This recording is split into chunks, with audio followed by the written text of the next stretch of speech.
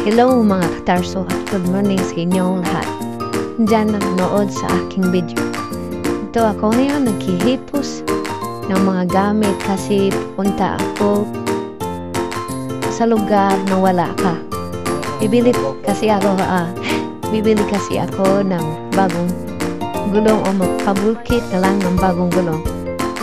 Ito nang bibiyahin ako kasi sa last video nga aking in-upload, kung nakikita nyo, tinanggal ko kasi yung gulong kasi may butas na, may sira na. Kaya ako pupunta ng syudad para makabili ng bagong gulong. So, sa pagbibiyahe ko mga katarso, at umabot na ako sa isang store.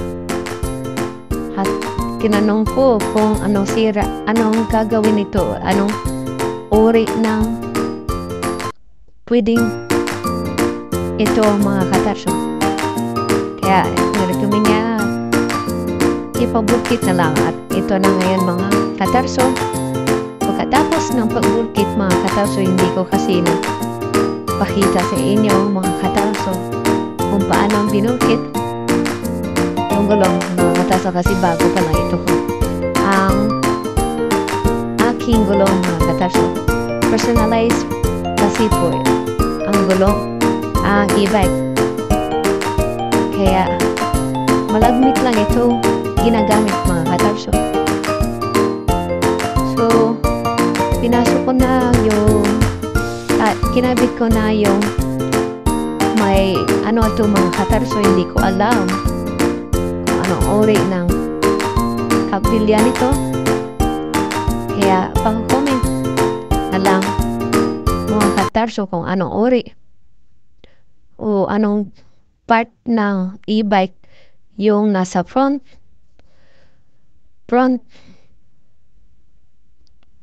tire mga katarso.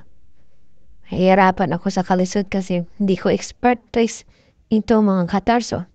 Kaya inayos ko na mga katarso ang gulong para magamit na naman. Ito mga katarso dito kasi sa front line ang gulong mga katarso. Kung nakipansin nyo, nasa atubangan siya. Ginamitan ko ng material para mapasok daw sa may butas mga katarso. Kaya ito ginalugad ko. Medyo nahihirapan din kasi hindi expertise. Yan, kita nyo mga katarso, huwag nyo pansinin makahukas ako. Nagkubat ako ng sinina kasi ganito ako mga katarso para hindi lang madumihan yung sanina ko o yung t-shirt ko kasi gulo mga katarso at may hindi ko kasi gusto makalaba ulit mga katarso. Kaya hinukas ko yung sanina ko mga katarso. Huwag nyo nang pansinin.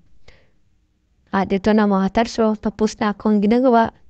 At ito na, e-bike na. Thank you for watching.